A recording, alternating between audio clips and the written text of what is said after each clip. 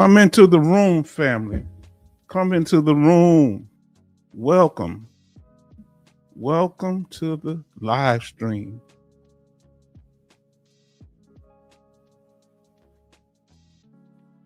I am the H-Town Vet, and I'd like to welcome you to this live stream, a place where we will discuss a variety of things that are current news and chop it up with the family. Thank you. We'll do it live, in the words of Bill O'Reilly. We'll do it live. Come on into the room, family. Let us know that you are here.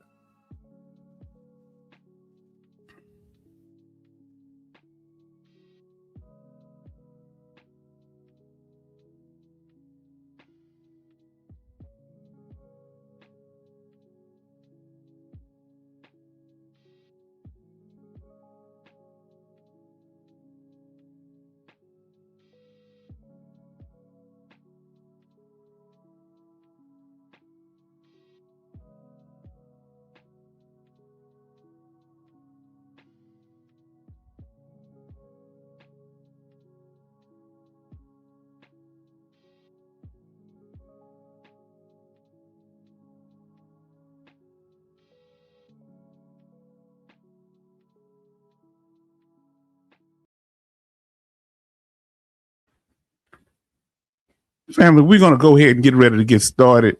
And we thank you for being here. We are monitoring different people speaking. Secretary of the VA, Doug Collins, a.k.a. Pastor Dougie, a.k.a. Loophole Dougie.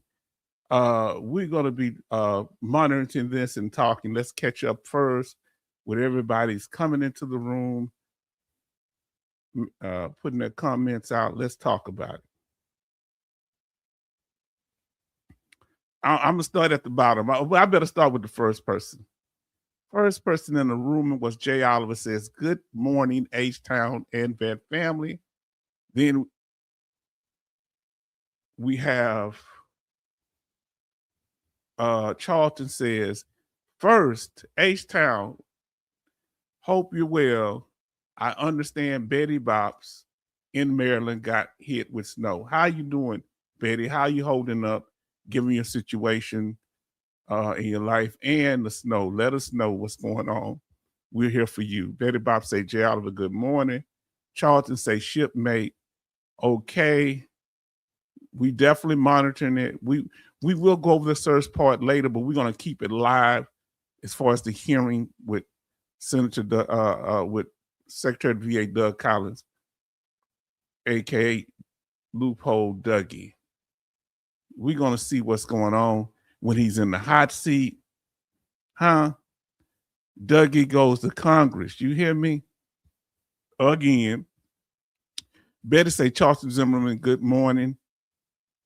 It was dusty to snow. Happy birthday weekend. Your birthday was on the 23rd, which I'm assuming was yesterday. I don't keep, yes, indeed. So happy birthday to Brother Charlton. We thank you so much. Let us know if our sound is okay. Betty says hello to, Jay Oliver say hello to Betty.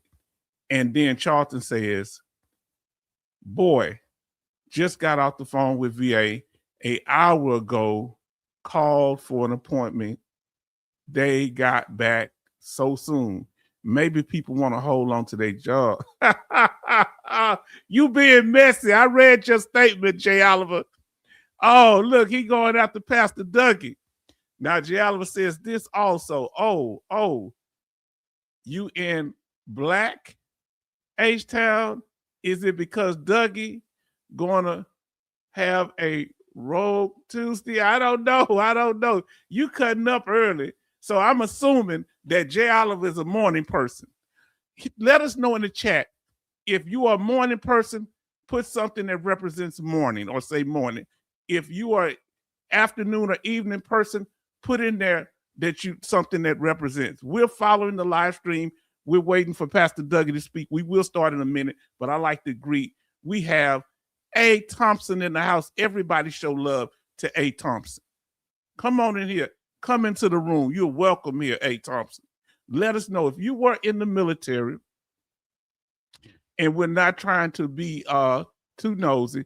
Let us know your branch of service and the state or country you're currently living in. I am the H-Town vet, and I was in the U.S. Army, and I'm from Texas and currently living in Texas. Houston, of course, that's H-Town. I was born and raised in Houston. So you're a morning person. Let us know. Charlton is a morning person. Okay. Betty said, Sunrise, I don't know what that means. Let us know. Love and everything. Tell us if you're a morning. So you're a morning person too. Okay. She's a morning person. Military people tend to be morning people. I'm a morning person. So everybody say hi to A. Thompson. So glad that you are here. Let us know how you found out about our channel and what made you decide to come up and comment. So we have A. Thompson, Marine Corps, Texas. Were you at Parris Island? Where did you do your training? Let us know. Congress has questions for Pastor Dougie, the Secretary of VA, and we got questions over here. Come on, let's talk about it, family. Let's talk about it. So, U.S. Marine Corps, Texas. Let us know if you were, if you were military retired. Put RM. We're not trying to, get too nosy. Let us know. Let us know if you're new to the channel. How did you find us? We ask more questions than a jealous woman over here. All right. And if you need to reach out to us, here's our email. You have any questions, comments, something you want to share. And if you are service connected, put SC in the chat if you like to share. You don't have to, if you don't want to. Or you can put NSC, non-service connected, because we'll do everything we can to help you here. All right. That's what we're about. That's what we come here for. Now listen, Betty's a morning. She like to get up when the rooster crow. Betty's morning. What's the earliest? What time y'all like getting up that you feel comfortable? What's your usual procedure? Betty, Charleston. We have here, Jay Oliver say 4:30 in the morning. I prefer that. I haven't been doing that lately. Tea and cream of wheat, meds and shower. I hear you. Now listen, Jay Oliver say, hey, Thompson, simplify. Yes, indeed. PL and Hollywood Marine. You got Hollywood Marine here now? Okay. Come on in the room.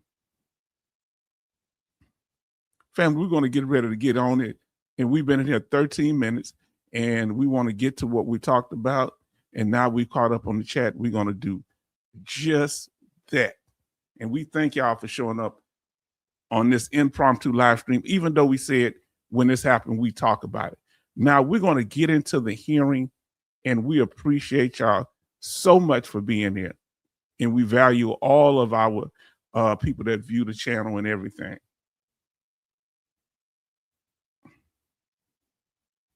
And we thank you for being here. Betty Bops, she put the word out there. What Betty Bops say? She said hello to A. Thompson, saying, and we got said, Aunt, hello, welcome to the channel. Click, like, subscribe. Comments are always welcome. Yeah, we don't ignore comments here. Whatever your view is, as long as you're respectful and kind, we plan to be the same with you. So, family, we're about to get into it, and we thank you for that information. But as usual, y'all know how we do.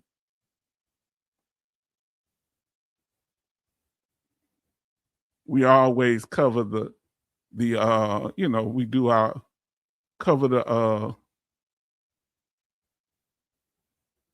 steps we need to handle this business.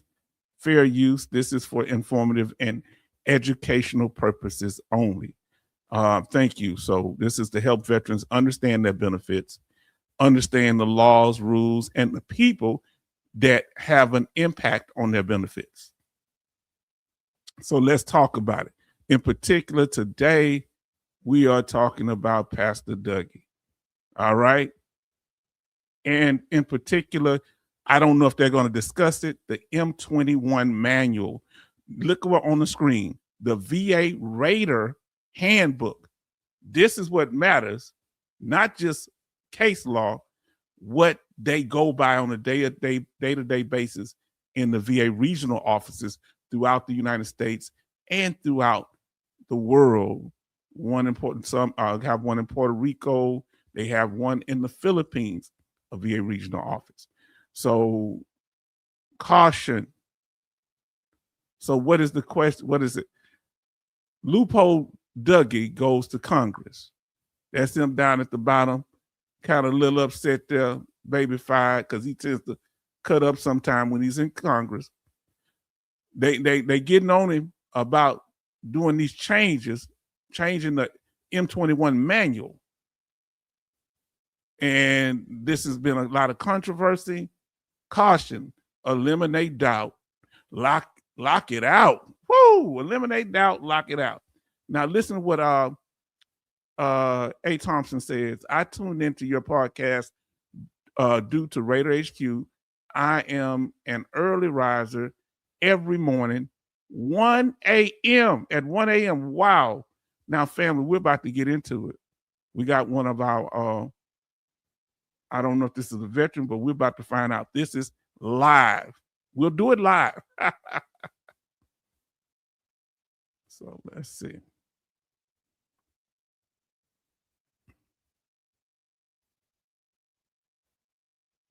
All right, let's get to it. Worse still, powerful forces are actively colluding to redefine who is entitled to the myriad of benefits earned through military service and whose contributions in uniforms are ultimately remembered, honored, and uplifted.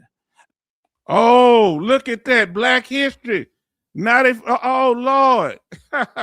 This brother say he is a member of what? Oh, boy, I like that. Because everybody gets spoke. The Black Veterans Project, you have to check him out. Because everybody gets represented, but I haven't seen any from my Black community represented. That's good. Everybody got a seat at the table. Because we wasn't represented as much. Everybody else talking so good. This brother bringing up the point, though, that they're trying to redefine what a veteran is.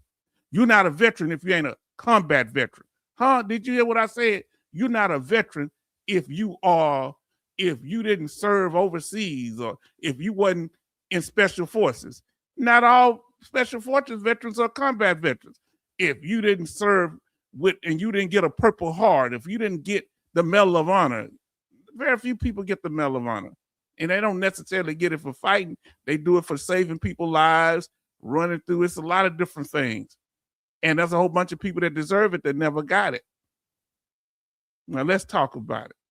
As we mark our nation's 250th anniversary, historical erasure is adding insult to injury. The veneration and advancement of anti-democratic, discriminatory narratives and policies present a nexus of crisis across our federal government that must be confronted and a decay of values that must be uprooted and repaired. Americans envision a multiracial democracy in which all veterans are respected and protected. That is not the moment in which we now find ourselves. We are at a pivotal crossroads where apathy, animus, and willful ignorance are converging. This must be met with moral clarity and conviction. The shared values of integration, equal opportunity, equity, and inclusion are structural necessities that equip the best of us to do the most for all of us. That is the America for which countless souls have perished. That is the America for which I donned a uniform, and that is the America your committees must embody to adequately care for those who have borne the battle, no matter their identity. So a lot of y'all say, I ain't trying to hear this DEI stuff. Let me tell you something. Black people throughout almost every war has been used as shock troops. I'm kind of freezing, so I'm going to put this up here. Y'all got to understand something. Even when I was in Desert Storm, when we was on that front line, we tend to be pushed toward combat positions. It's going to be us up there. There's going to be a few whites, and there's going to be some Hispanic, a few Hispanics, and then everybody else started leaning toward the back. I noticed that in Desert Storm. It wasn't nothing between me and the enemy but air. So we got to make sure if we all serve together, we got to be honest about things. You understand? We got to be straight up about what's going on. Talking about feeling uncomfortable, hey, we don't say nothing. It's still a whole bunch of hostility. And we can't discriminate based on somebody's MOS. You understand? Medgar Evers was in supply, but the enemy attacked him when he was bringing the supply to the front line, and he fought and they knocked out. He's in a 5-ton, and they fought the enemy and won. Now, all he had was a rifle. I don't know how they did it because them Germans was high, had a lot of weapons, but they did it. Yes, indeed. Listen to what our brother said. Charlton say, not all SEAL team now are combat, a lot of support, and that's good. For every combat soldier, there's about 10 to 11 support. A combat soldier can't make it without everybody. Doc Shelley in the house. Oh, you came in at the wrong time because we doing it live. And we got this brother, Richard Brookshire, CEO and founder of Black Veteran Project. I know, Doc Shelley. Why didn't they have a white veteran project? Maybe they have an Irish. Maybe they have a Italian. But so glad you here. You know I'm so glad that you're here. Let's get into it because Pastor Dougie is supposed to be speaking today. And I want y'all, and Doc Shelley say, morning, brothers and sisters. You're welcome. We're going to do this. Look and say, what's up, Doc? Doc, what's up? Let's get to it. Black Veterans Project looks forward to working with each of you to repair past and present harms and to rebuild the public trust required for VA veterans in our nation to thrive into the future. Thank you.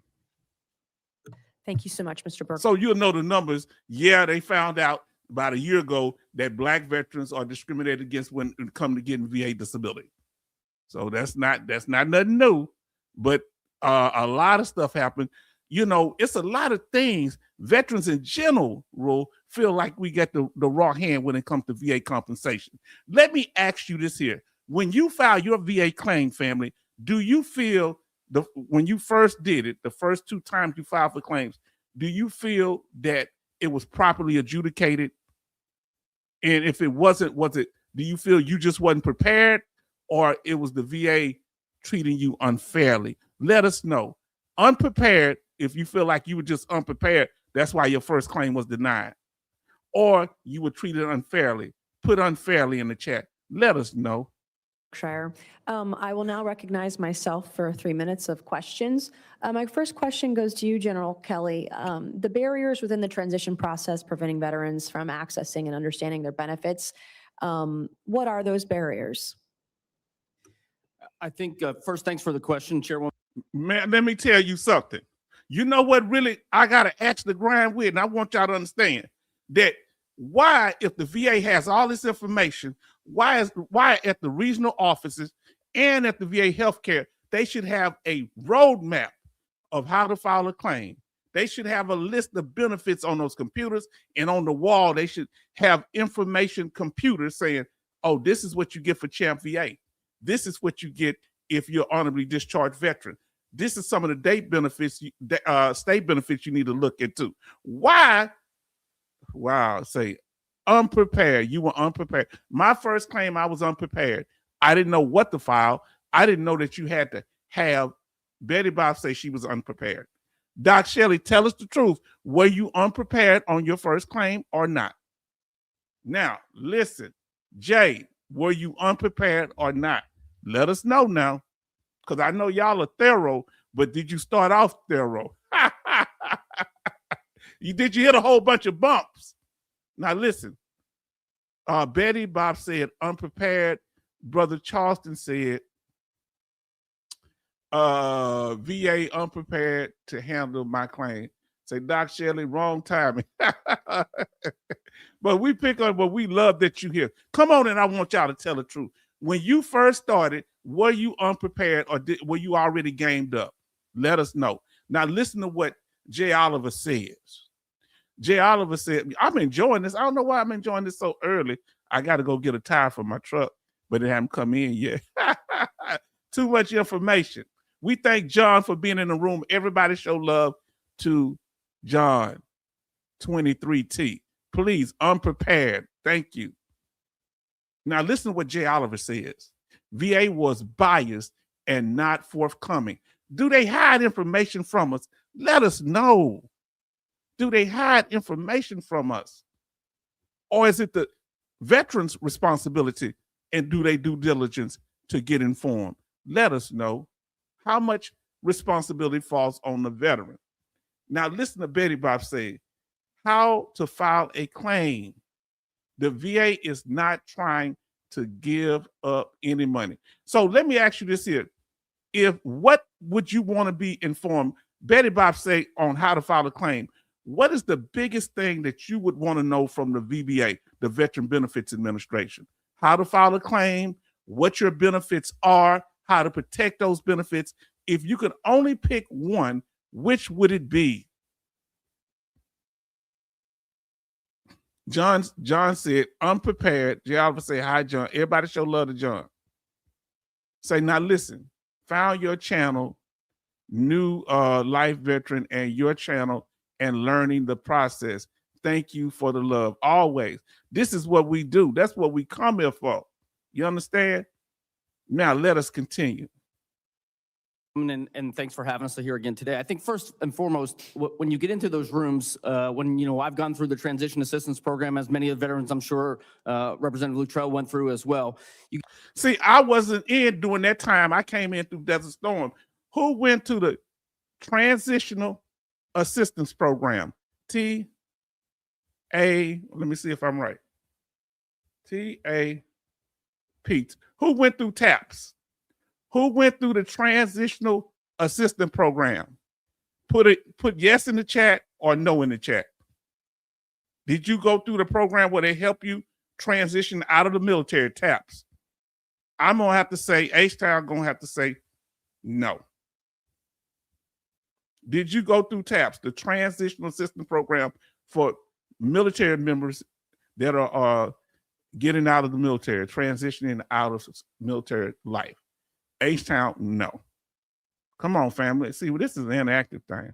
Get in there and there's focus on a very short period of time, and most people are focused on only their disability claims, the information that comes out and what's going to happen. There are so many other benefits and so many other things that have to happen that the information isn't necessarily passed in the right way. In addition, to make the connections that have to happen afterwards to help people make their transition to the VA and access to all those other benefits and have continued continuity in that really requires a focus, for which many of the VSOs, many of the MSOs who you see here are prepared and to do that, not just on the disability side. In fact, we don't even do disability claims at MOA, but to make sure that those veterans have access to all of the benefits that they have and have information from a trusted source so that they don't go looking for who is out there just doing it for profit. And so what are some of those key benefits you think that they're missing hearing about? Education, housing, other healthcare that's not related to your disability claims. There's a variety of those in there that they've earned through their service. I kind of knew about housing, VA home loan a little bit. Education, no, not really. I didn't know about the state benefit of Hazelwood Act if you're honorably discharged veteran. Y'all have maybe educational programs for veterans if you went in from a certain state. We call it the Hazelwood Act here in Texas. So I learned that. Embarrassingly enough, I didn't learn that till 1998. And I wasn't even in Texas. I was in Virginia and called and asked about schools there because I was planning on moving back to Texas. And then they tell me, oh, you can get the Hazelwood Act. What? Nah. Say, no, yes, you can. Go any state institution. Doesn't cover books or housing. Now listen. Betty says TAPS in Philly was the biggest for the Navy. Good to know that. Now listen, also, let's continue. Jay Oliver say, if the VA gave a common claim walkthrough or mock for a claim, that's what I would like. Yes, indeed. This either online or in pamphlet form with steps. And the problem, I believe, is they don't have anybody that's informed enough to organize it. They seem to be miscombobulated and in compartments like they operate when they do claims. And remember, when I told y'all the benefits from 0 to 100% that you get from VA compensation, they had some errors in there. They had it out of order. They had some benefits that you get at 10%. They had that at 50%. No, benefits accumulate. At 0%, you get certain benefits. 10%, you get certain benefits. Once you get a 10% rating, you automatically get the benefits from 10% and the 0% rating. They don't explain that to you. That's why H-Town is here. Please like, share, and subscribe. Did I just plug my channel? Now listen, for y'all coming in the room, you're welcome here. I'm the H-Town vet. If you're new to the channel, we usually not on at this time of the morning. We're going over the live stream with Secretary of VA Doug Collins, aka Pastor Dougie, aka Loophole Dougie. Now listen, somebody said something about, I must have missed it up there. Betty say, even though it was the biggest, they were worthless. Oh, I hate to hear that. Listen to Charleston. So he from Philly. Betty Bob Shipmate, really? When I turned from deployment, they tried to get me chaser brig duty 1981. Now, I don't know what chaser brig duty is.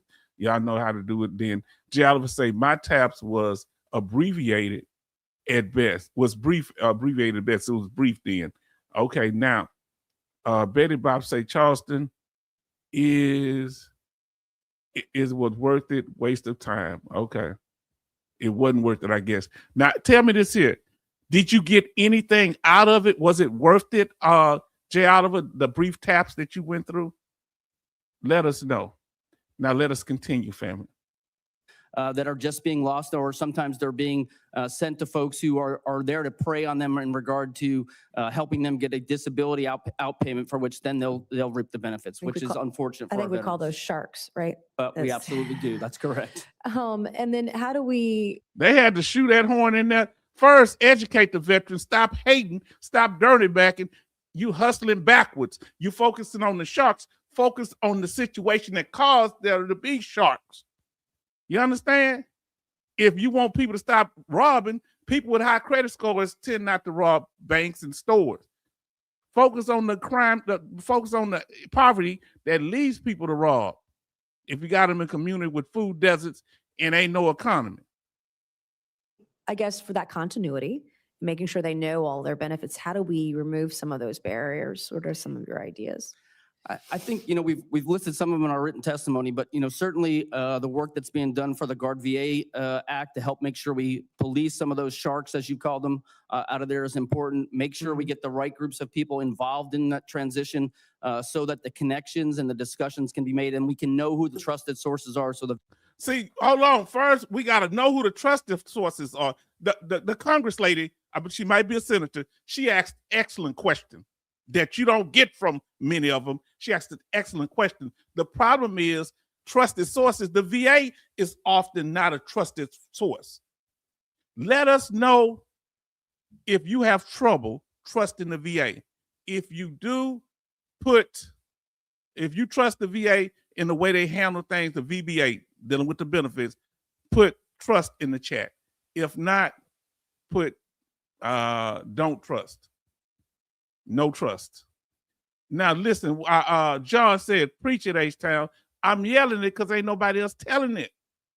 Now listen, the original LB Swan says, and so glad you back. Facts, yes indeed. That's what we bring here. This is my specialty.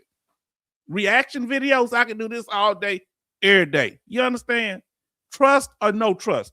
Let us know. Do you trust? You can put a thumbs down, whatever emoji you want to show, trust or non-trust, let us know. We got to talk about this because, see, you are the center of this channel, not me sitting here telling you, trying to sell you products all day. You understand? I ain't trying to take you no secret rooms. Then I'm like the other people that's, hey, we putting it on the bricks. Let's make it happen. Charleston say afternoon, John 23, and the original LB. Come on now. Hi, Swan. Yes, indeed. Swan is back, always bringing that positive energy. Peace and blessings, Charleston. Appreciate the warm welcome from John. Yeah, Betty said, don't trust. Come on, I'm trying to get one trust. Can I get one trust? Can I get two trust? I'm just asking. John say, no trust. Charleston, he made no trust. He called him out by name. VBA, he made it clear. That's cold. Charleston, what do you have to say about yourself?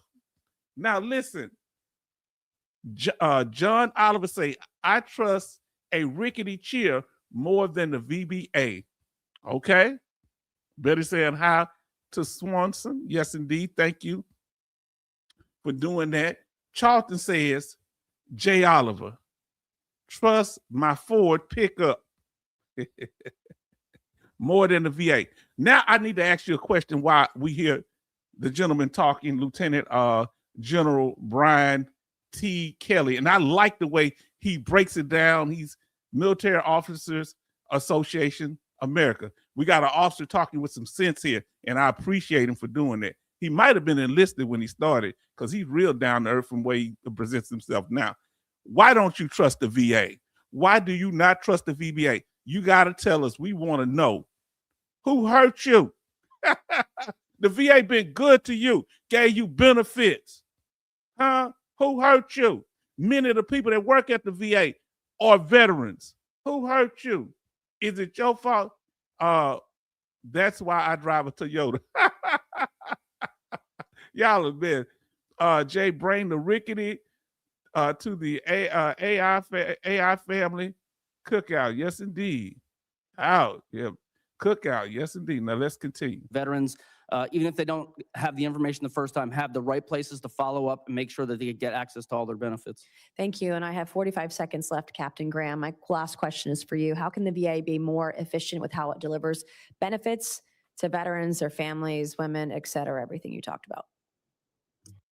So how can they deliver benefits to veterans, families, women veterans? Because, you know, we have a women's clinic at the VA hospital, but I don't know if they take special consideration for female veterans when it comes to the VBA, because while they make up about 11% of the overall military, the U.S. military, they are 1 in 3 might experience MST, military sexual trauma, while they're in the military, some form or harassment or trauma, MST. Men make up the larger number of the people that are MST, but the largest number because it's more men, but the smaller percentage. Let's talk about it, family. And we want to hear what she has to say here. And we have Rita Graham, policy director, serving Women's Action Network. Everybody veterans, we should have our interest, but at the same time, we still together. You understand? But yeah, people that's why I tell you, I don't lose my identity because when I join the military, but when I'm with my fellow veterans, all are veterans. You understand? You ain't got to stop. If you was a Martian veteran, you ain't got to stop being a Martian to be a part of this group. I'm gonna look at your side eye because you ain't from this earth. I might show bias for veterans that are born here on the planet. Now listen, Charlton say, H-Town, a doctor female at the VA shoved a needle in my spine, was for her delight. First time she did. Oh, wow. Now, I don't know. Tell me, let me know. Wow. Let me know, because I'm trying to understand what they're saying. Let's get to it.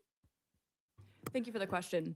I think, first of all, just having proper reporting data coming from the VA up. The question obviously is to how to receive the benefits, but we need to know, the VA needs to know what issues there are. A lot of the data that we pull is anecdotal from individuals. The VA just needs a better understanding of what these issues are for servicewomen, and that comes from better research disaggregated by gender. And I think the research is important, and I don't take nothing away from what she's saying, but also they need to talk to women. Yeah, anecdotal means something because you're going to start hearing the same thing over and over. The problem with statistics, if you don't have town hall for female veterans, you won't know. I think they need to do town halls. We got everybody show love to Bro Typist, who's always bringing that kindness, respect, support, energy. We thank you. Everybody say love, show love to Bro Typist. We are live watching a Senate hearing live. Okay, thank you. I would now like to recognize the ranking member. Okay, Senator Duckworth, you're now recognized. Thank you, and I want to thank the ranking member, Congressman Takano, for yielding to me. I'm running a little behind schedule. From the moment my buddies carried me to safety, I have dedicated my life to supporting our nation's veterans and serving them in order to try in a minuscule way honor their bravery and their sacrifice. That mission is why I'm here today as a member of Congress, and that's why I continue to join you in fighting tirelessly against Donald Trump's attack on the VA, because I see clear as day that the end goal here is to privatize and eventually dismantle the VA. And okay, I want to ask because I'm confused because I don't know. Say Charlton says Senator Duckworth, yay. I'm confused, family. Is, in your opinion, is the president, Donald Trump, anti-veteran? I don't know. I'm telling you, I don't know. I haven't heard him say any anti-veteran things. Or if you say he's anti-veteran, is it based on some policies? Or are you saying that because of the way the Collins Act or other rules the Senate makes? Because a lot of this stuff is coming from Congress. So I want to ask y'all, if you think President Trump is anti-vet, put anti-vet, anti or pro? Pro what? Pro or anti? Is he anti-vet? Because I don't know, in your opinion, or pro-vet. I don't know. That's an interesting thing that she would know. She works in there. So the question is President Trump pro-veteran or anti-veteran in your opinion? In your opinion counts here. Say, hey, okay, hi. He's speaking to he say, I love VA more than this community care. Okay, you love going, we're gonna have to talk about that. But let's answer this because I'm gonna get back to that statement. My community care is trying to push killing me. Whoa, Lord, that's serious. So Charlton say he's more he feels that the President Trump is anti-vet. Is President Trump anti or pro-vet? Bro Typist say, in his opinion, I feel that he's anti-vet. And if you don't want to, and if you're on the fence, you can say you on the fence. You don't really have a thing, and you don't have to answer if you don't want to. Listen, John say actions and policy speak louder than words. Wow, John, but he haven't said nothing anti-vet. But you said it don't matter what he say if the actions of his administration tend to focus. What actions? Pastor Dougie is kind of, are we clear that he's anti-vet? So my next question is, man,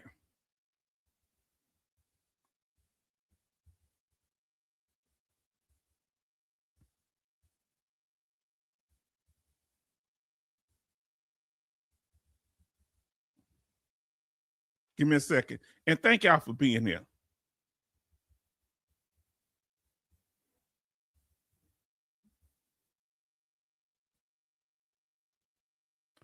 Now I got a question for y'all, family, while we're listening to the video. Is Doug Collins pro or anti-veteran? Let us know, fam. And I'm going to read the chat and we're going to let our sister speak. Okay. He deported a lieutenant. What? Who I was supporting. He isn't right. I don't like it when they deport military members. What's unfair to me, and this is my personal opinion, so you can totally disagree, is because if they serve their country and they serve honorably, you know, when a lot of us get out, some of us run into problems because of alcohol, we get into crime or different things, coping with our conditions. Not always. We're not saying we are responsible, that we're not responsible for our actions, but come on, man, you go take them through the legal system. How are you going to deport someone who did 20-some years in the military honorably? I know, but y'all need to be getting your citizenship while you're in, but sometimes it don't happen. So I don't know. That's a hard one for me. Darn right, H-Town, firing VA employees, taking away work from home privileges. Wow. Come on now. I hear you, John. VA, yeah, I knew what you was talking about. Pro him. Okay, Jay, I would say pro, you pro Dougie, Pastor Dougie. I'm on the fence. I ain't gonna say. Yeah, because Charles is gonna beat me up. Bro typers say, I took Bush policies and threw it out the window for vets who served to fast track to citizenship. Now, I took, so yeah, they should have fast track everybody that serves honorably. Okay, Doug Collins, anti-vet for Betty say, oh, really? He said in 2015, POWs were not heroes or not heroes. Who said that? Pastor Collins, Charleston? Or you say I had to put the pastor so you won't be too harsh on him? Or was that President Trump? I think President Trump said that, right? Now listen. Oh, when it comes to Pastor Doug, I keep saying Pastor, Secretary of VA Doug Collins, our brother Jay Oliver says he's pro himself.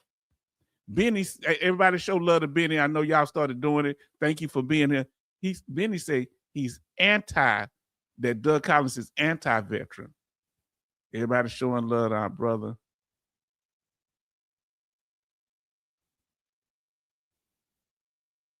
Benny speaking to everybody. Listen, boy, y'all getting into it today. Bro Typist says Dougie seems so hard up to gut the VA to meet Trump's save money. So could it be that Donald Trump, the president, wants to save money and not necessarily hurt veterans? It's just that in the process of him saving money, it may hurt veterans.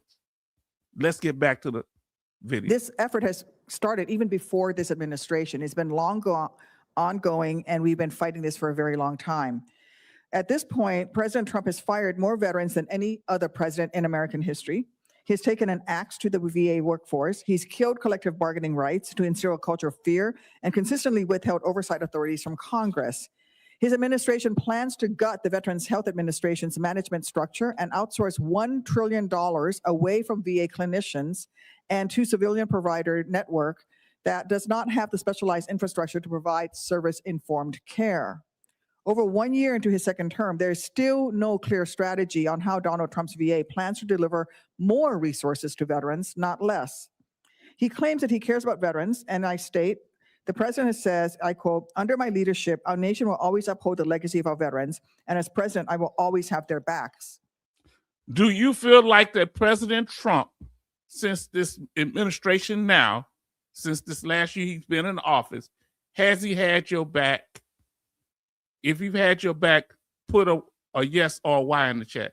If you feel like he hasn't had your back, put an N or a no. Has he kept his promise? Yes or no? And I'm gonna put a question mark because, well, not really. I just say I think no, he hasn't kept the promise, because if that's because we've been catching hell. But is it his fault because he has does he really have control over Congress? Bro Typist said no. Now listen to what John, and we glad that you here, John. John say Pastor Dougie has good intentions. That's my feeling. See, Brother Charleston, thank you, John. Thank you, John. But he has a directive to cut costs. He has to please his boss. Even the military has a directive to cut costs. I was on base and the other day, and everyone looks run down. Cuts only, man. I hate to hear that, John. I'm assuming you active. So Bro Typist say no. that the president hadn't kept his promise. Charlton say, no. Sorry about that. Benny says, I didn't know I could do that. Benny says, no. Now listen to what Bro Type say. John, Dougie is doing what he's told by Trump. Okay, Doug is doing what he's told by Trump. John, I agree. Dougie's a bootlicker. Whoa, hold on. That's a pastor too now. Come on. A man of God. How you gonna have a man of God and a bootlicker at the same time, Charlton? Explain. Yes, I'm a little biased and I apologize. I admit my hypocrisy on this, okay? I like Southern preachers. Y'all know this. Now listen, Betty Bob say, I want to see the good in Pastor Dougie. I really do. But I was surprised that y'all, even Raider, y'all are very, very untrusting of him. And say no. Talking about the president from Betty Bob. No, he has not fired Dougie or put Dougie in his place. Real talk, LOL. Let's get to it, family. End quote. Frankly, I'm tired of his broken promises, and the veteran community should be too. His administration has turned its back on veterans every single time an opportunity has presented itself. Secretary Collins' most recent ambush interim final rule should be a sobering call to action. Do not be fooled.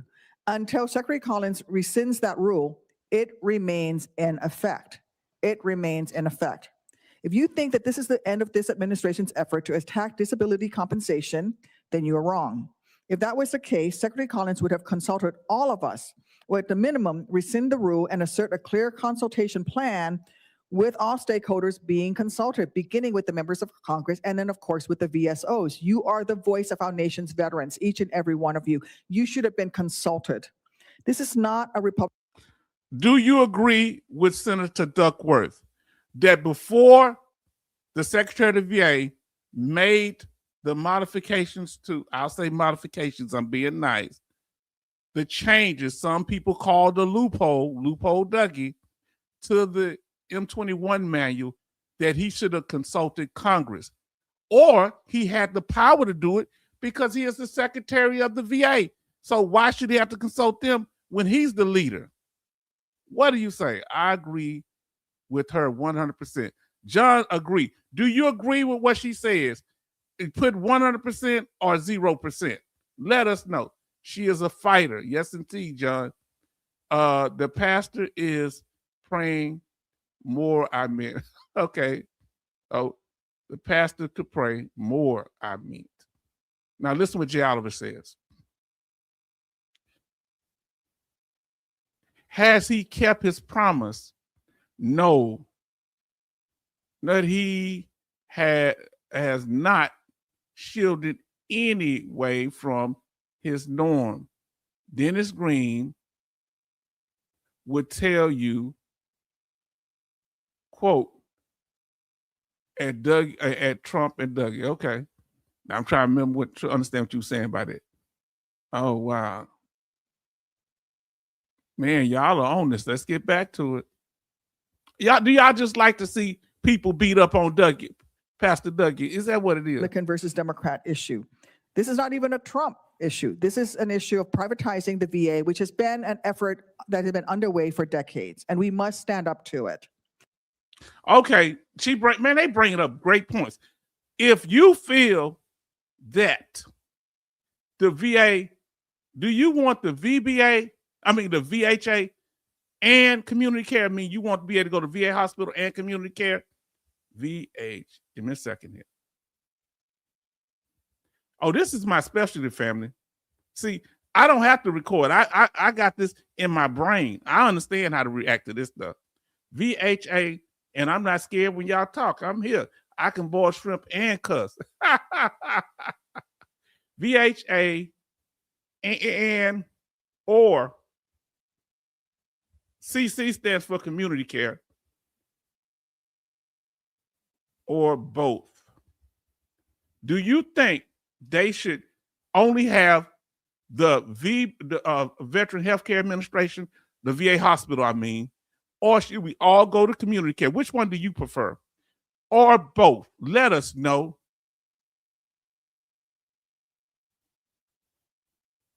Now listen to what Bro Typer said. Dougie isn't qualified for the position. A pastor, it should be a health person instead. And he was also a chaplain in the military. But should we be able to discriminate against men of the cloth or women of the cloth? Listen, John say, thank God for her. Yes, she spoke up. Which one do you prefer? Do you think they need to keep only community care, only the VA hospital healthcare system, or both? Which one? Let us know. Or both. Dennis Green said, the bear are who we thought they were. Yes, indeed. The bear gonna do. So Benny says community care. Now listen what Charleston say. Both cause VA wastes money. If you only have one, then you stuck. I love community care and going to VA for something. That gives veterans options, in my opinion. But what you say? Now, John says community care. We're numbers at the VA, like prison numbers. That's I sometimes feel like that. I'm saying that the employees are overwhelmed. Yeah, because you're talking about they see a lot of people, and we wonder why they're frustrated sometimes. Now, Jay Oliver said the VHA and they should expand the equipment and specialty. Jay Oliver, what's your suspicion of just doing community care? What's your suspicion that it's going to turn into like a welfare situation and we got to compete with non-veterans for care? Because the community care is not just seeing veterans, they're also seeing what? Civilians. So that might make it hard to get appointments. And remember, H-Town covered it. How many stories, at least 3 stories, H-Town has showed you where the community care is starting to have fraud cases too. Fraud against, veteran care. Community care and pay 100%. Okay. Yeah, I like both of those. This would be great for us. Family, come on. This seems like a very, very constructive live stream here. This is a veterans issue. And my promise, my commitment is to fight to uphold our nation's promise to veterans, even when that makes us unpopular and calls for confrontation. Do you think Senator Duckworth has been doing that so far? Speak freely. More than ever, Republicans, Democrats, and VSOs alike need to come together to protect our nation's veterans.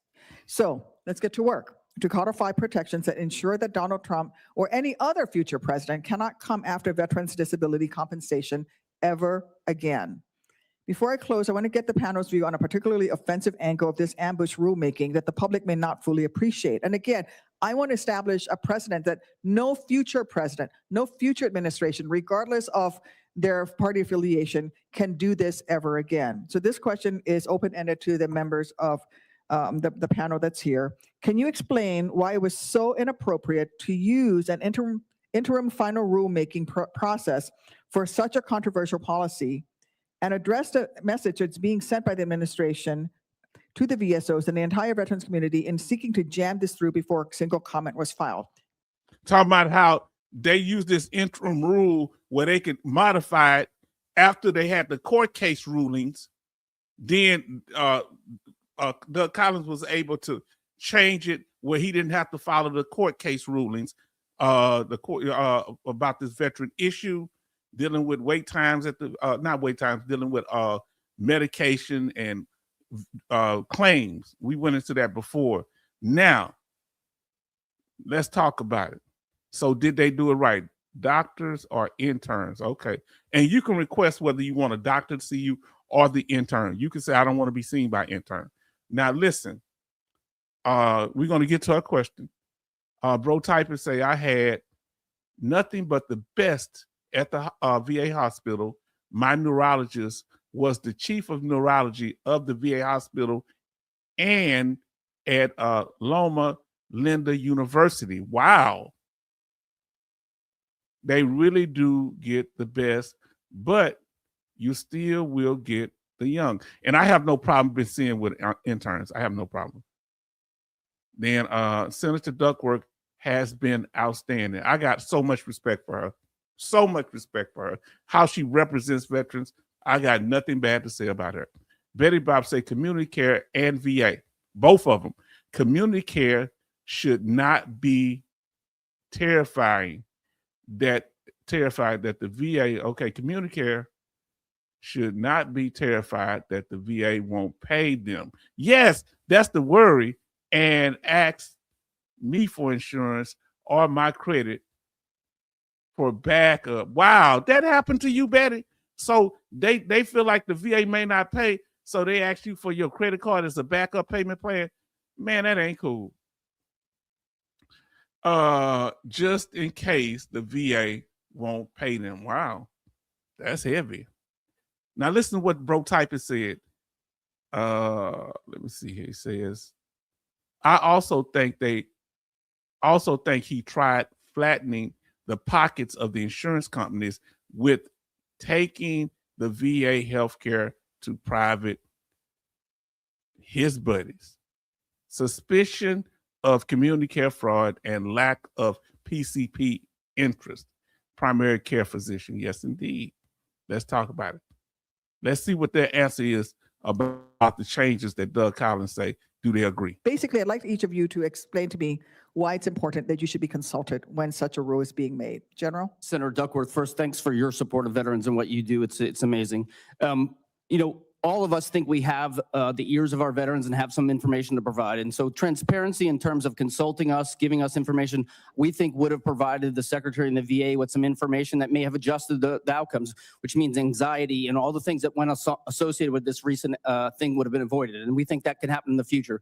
This group of people has information to provide and should be consulted. Anybody else? Go ahead. Anybody else? Senator Duckworth. Ranking Member Takano, you're now recognized for 3 minutes. Well, thank you, Madam Chair. Ms. Graham, my colleagues and I in both the House and the Senate have introduced legislation to overturn VA's final rule restricting abortion access. How important is it to your members to overturn this rule and allow veterans access to abortion? Thank you for the question. We believe it's incredibly important. Yeah, I never knew that was a thing. You know, I'm not a female, but I never knew that was a thing. Did not know. If nothing else, there is no other healthcare in the VA system that men can have that women cannot, other than this abortion ruling. When these actions get taken place, women veterans are just told time and time again that our service does not count as much, it does not mean as much, and that we don't deserve the same benefits. Can you tell me, how do women veterans feel that they've put on the uniform of our country, put their lives on the line to defend the rights of all Americans, but yet have this right over their own health care taken away? It's insulting, both as a veteran and on behalf of SWAN. It's insulting that the fact that our healthcare could even be limited in this. Now, you free to speak your opinion on this. Whatever you want to say, that's cool. I'm not a female, so I don't know. System that we've earned, that we've deserved. And so it's insulting and it's also terrifying. Women veterans especially need trauma-informed care that the VA is really excellent at providing and has only improved over the years. When we can't receive trauma-informed care for reproductive health access, women will die. Their health outcomes will be adversely impacted. And where do they have babies? If you are active duty member, where do the women have the baby? On the base? If they are veterans and you are, let's say you're 100% disabled, 50% disabled veteran to 100%, if they get pregnant, is that part of the healthcare cover to have a baby? I think y'all told me that the VA will send you out to a maternity ward, because I don't think the VA hospitals have any maternity wards, do they? Other than the issue they talking about with, with the I ain't gonna say the word, you know what I'm saying, the procedure. Our healthcare is extremely tiny. That's not cool. Yeah, wow. Did not know that, Sister Betty Bobs. So it's hugely detrimental. Thank you. Mr. Wright, how is the implementation of the Dole Act regarding awarding grants to states and Indian tribes to improve veteran outreach? How's that been going this year? Indian country is very thankful for the Dole Act and the impact that it has. And in particular, this law was signed in January 2025. Two landmark provisions that represent a significant step forward for Indian country is expanding home ownership opportunities for Native American veterans. Excuse me, Mr. Wright, is it going well? Is it not going well? It is. There's other opportunities that we would like to see continued to help with that. So I guess he's saying it's going well. And Native Americans have a history of serving the country. I say, without no one guy was Navajo, you know, they have a history of serving the country in the military. And because I was asking him, I say, he was my roommate. I say, what is that pouch you got on? That was his Native American pouch. It just tripped me out. But he was cool. He was Navajo. Charlton say, shipmate Betty Bops, what you say, Rita seems so young. She does seem like a young lady. Now listen, but I respect her. Have anybody here served with a Native American military member? Native American from the United States? Let us know. I have. With the Native American Direct Loan Program, HUD-VASH, are two other programs that are very helpful for Indian country. Well, thank you. Mr. Brookshire, last May, Black Veterans of America participated in our roundtable assessing disparities for minority veterans. And I don't like that. He slipped in the word minority. No, they got stuff specifically for Asians. They got stuff specifically for women. You slipped in out. That's what got us messed up in the first place. Y'all know I have a lot of respect for Senator Takano. Now you know this, but that slipped in minority. That could mean white women. That could mean anybody, and it tends to dilute what the Black veteran gets. Okay, and I'm not saying we should get different benefits, but we should be given the same thing as everybody else, and our situation should be dealt with. You understand? Listen, now don't slip it to minority people of color now, because everybody else get a piece of pie and we don't get nothing, but we get blamed. They gave it to the blacks over there, and they didn't give us nothing. Now, Betty Bob said 1994. Black, good point. Oh, I listen. This is a man I got a lot of respect for, and I'm not criticizing, but they're not gonna slip that minority, because when they do something just for immigrants, they don't give Black people nothing. You understand? They say it's for immigrants only. So if you're gonna do something, you letting us know. Don't if you ain't gonna give us nothing, say we ain't giving nothing to the Blacks. Don't say, oh yeah, people of color, DEI. Nah, keep that. I don't want none of that. And that's my opinion. I know I listen to people, but like I say, I got a lot of respect for this man. Don't get that twisted now. Now the thing she said is speaking of a new, okay, it is new. Charleston, she is referring, you were referring to the outside doctors back then. Okay. John say Black, good point, H-Town. Yeah, when you start saying Black, then see, this is what happened. They say, we're going to do something for Black people. Then when you read down the article, there's be Black, then it's people of color, minority, DEI, people in underserved communities. That could mean anybody. Don't come playing with me like that. Black History Month, I'm a little excited, but I love all my veteran family. Jay Oliver say, the new hospital in New Orleans has the women's section, has the size of the hospital retail store. That's sad. Now here in Houston, it looked like it's kind of big. They got a door. I don't know how big it is because only the women can go to it here, but it's the women's center, I think they call it. My daughter could have went to the, she was a dependent of mine, through Champ VA. She never went because she was a little too young at the time. And she chose to get services outside because she was already in school when she really started using it. That's sad that it's the size of a retail store. I think you need to deal with veterans wherever they at. Listen, let me tell you something. I think somebody was speaking about the LGBT veterans. Now, if you gave them a discharge back then, it's my opinion, and they letting them get their benefits now if they were kicked out because they were gay. Here's the thing. If you're getting the benefits, and if they didn't do nothing else, Can you upgrade their discharge? Because the problem is this here. They might get VA compensation, but if they don't have an honorable discharge, they won't be able to get the state benefits. And that's just my opinion. Everybody's welcome to have their opinion. Okay, family.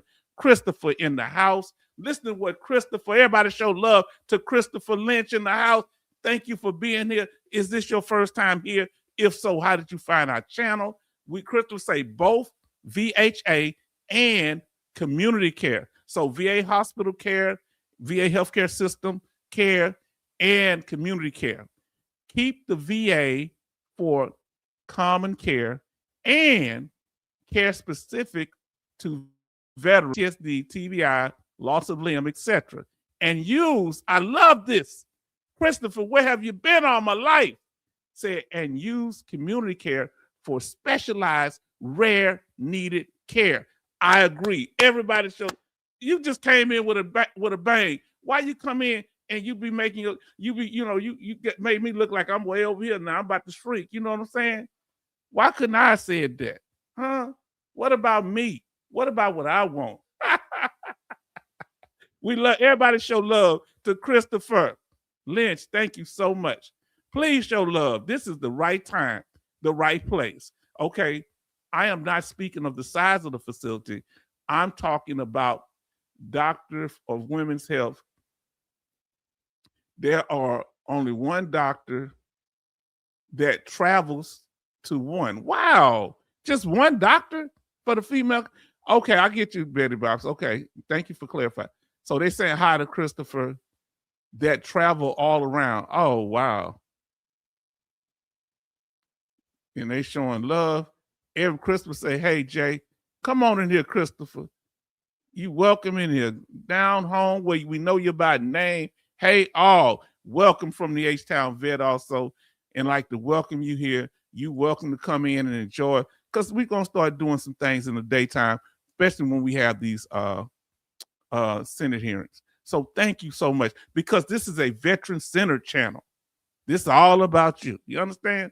We don't sit here and ignore your comments. We may not always be able to get to all of them, but listen, you are the important one here. But we highlighted the importance of the VA's now shuttered Office of Equity Assurance. What has been the impact that this office closure has had on your community? Thank you for the question. It's the inability to track data and to move on findings that the Office of Equity Insurance findings that were beginning to materialize under the office that were pinpointing where disparities were most concentrated.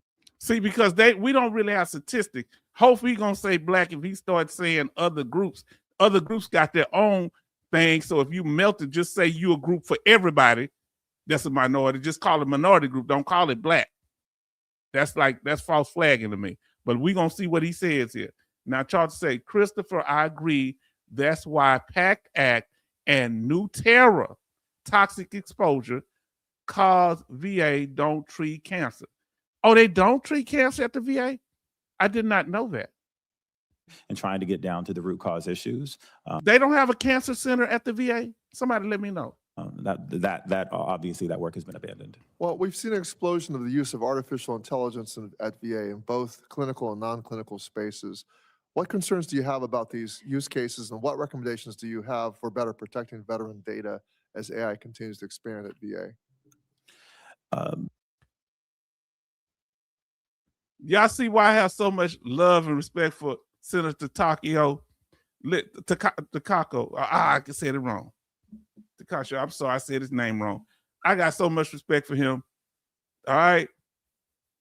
Yes, indeed. I love his question. Always like the use of AI at this point is an evolving technology with a lot of concern about exacerbating racial bias in the system if implemented without proper oversight and regulation. And I believe that many veterans organizations, including Black Veterans Project, want a AI Veterans Bill of Rights. And so now I like that. So, okay. See, I don't have a problem with him mentioning other groups, but say many other groups plus the Black veteran. See, we here to help everybody. Let me tell you something. If you're a white veteran, you're welcome too, because I already know how it is coming from these poor environments. You understand? Many of them come from rural areas, some of us too, You understand? Some people just come here as immigrants. We want to respect our immigrant veterans too. Everybody, but all of us have to support each other equally. It can't be one way. You get everything from us, but then when it's time to get something, you keep all your benefits over there to yourself. Come over here and let's share, huh? Let's work together in some type of way. so that we understand how our data is being leveraged at any given moment. Thank you for that. Thank you, Madam. All right, I will now recognize Ranking Member Blumenthal. Then we have OT in the house says, sup, y'all? It's all good. You understand? Everybody show love to OT. Always bringing that energy. Let's do it. Takano, Senator Takano, I have so much respect for him. Even though he deals with Hakeem Jeffries, and y'all know how I feel about him. He's the ranking Democrat. I'm gonna learn how to show love. he gets my blood boiling. not Senator Takano. I got much respect for him. I've seen him ride for people, and I thank him. You may not agree, but that's your opinion. I'm just telling you my OGs. OT, yeah, OT. Everybody showing love. Oh, yes, indeed, to OT. For 3 minutes. Thank you. Thank you, Madam Chair. I'm going to go a little bit off script because, as you know, you're here on a very important day. It's the day of the State of the Union address. And typically, a president delivering the State of the Union address talks about veterans. I certainly hope tonight President Trump will talk about veterans. And I have sort of a wish list. I don't know whether you do. I'd like to see the President of the United States commit to immediate passage of the Richard Starr Act. I'd like to see. I didn't know they hadn't passed it yet. And y'all refresh my memory. What was the actual parts to the Richard Starr Act? Because a lot of people saying it's a good thing. So let us know. Just give me a brief understanding of what it's supposed to do for veterans. The President of the United States commit to replace all of the 30,000 workforce who have been fired or encouraged to leave positions that are open now and are essential to veterans' health care and other benefits. I'd like to see him commit to restoring contracts. We don't know how many exactly, and we don't know how which ones they are, but we know that hundreds have been canceled. The VA has not been forthcoming. I'd like to see the president commit to the full funding of all the programs that benefit veterans' education and training that are so essential to their family. I asked what the Richard Starr Act was, and they blocked my comment. So I'm sorry, I couldn't even put that in there. I just said, what is the Richard Starr Act? And they blocked my comment. I'm hurt. I put it on there so they can restrict me. I restrict myself. Now, OT say it's about combat veterans on the Richard Starr Act. Okay. Now, they need Starr Act passed so I can get my full retirement instead of the offset. Oh, that's a good thing. But now, shouldn't they do that for retirements of just not combat veterans? But what about non-combat retirees too? But if they starting off with combat, I ain't got no problem. You don't want to mess nothing up. Maybe they can open up to the rest later. So Charlton say, OT, Dougie went fishing. Did you get the memo? Where's he at? Where Pastor Dougie at? Now the justification for not passing the Richard Starr Act is CRSC. Tell me what CRSC is. making productive lives when they leave active duty. And I would like to see him commit to rescinding the interim, the interim final rule that we've been discussing here today, rescinding it. The Secretary of the VA can do it right away, and I'd like to see the President commit to it, as well as the reversal of the ban, which Ms. Burke, you were talking about, that bars providing reproductive health care to veterans. Those are just some of the steps that I'd like to see him take.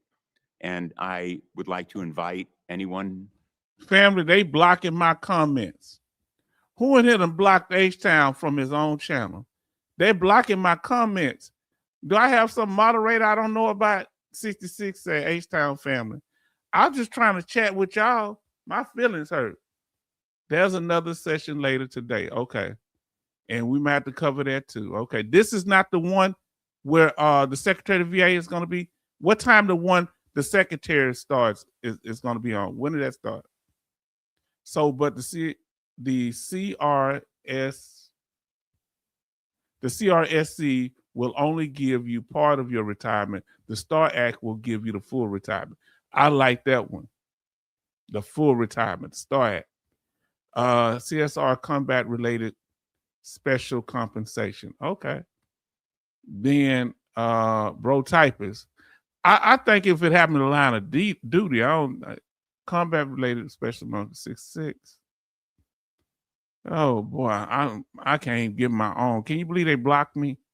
I blocked myself or something. They sound it seemed like spam. Hey Charleston and OT. Maybe because I have a channel. Why they gonna block me? It's my channel. OT says looks like they are saving the best for last. OT say Veteran of Foreign Wars and the American Legion. Dang, you pissed off you too. Yeah, you pissed you too, Bob. Man, what? I mean, I can't comment on my own channel. Man, I ain't say nothing. All I said was welcome 66, and they blocked me. Not blocked me. They wouldn't let my comment come through. Sneaky Dougie might be on the way out. What time is he gonna be on? He wants fam? to add to that wish list, to do so now. Sir, if I might. And the interim rule, according to our research, has been in existence. Okay, family, I'm gonna have to catch up. Hopefully, I thought he was gonna be on. Do y'all know? Can y'all search up and see if he's gonna be on this morning? Because I'm gonna have to change his thumbnail because I assume he was gonna be on today. So, family, come on in the room. You got anything to say?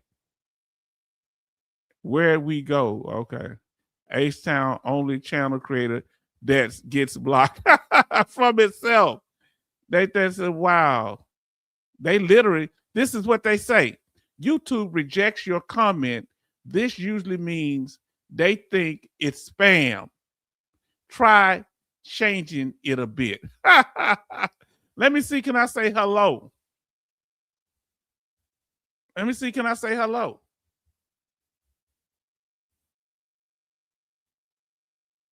It lets me say hello. Let me see if I can say hello 66.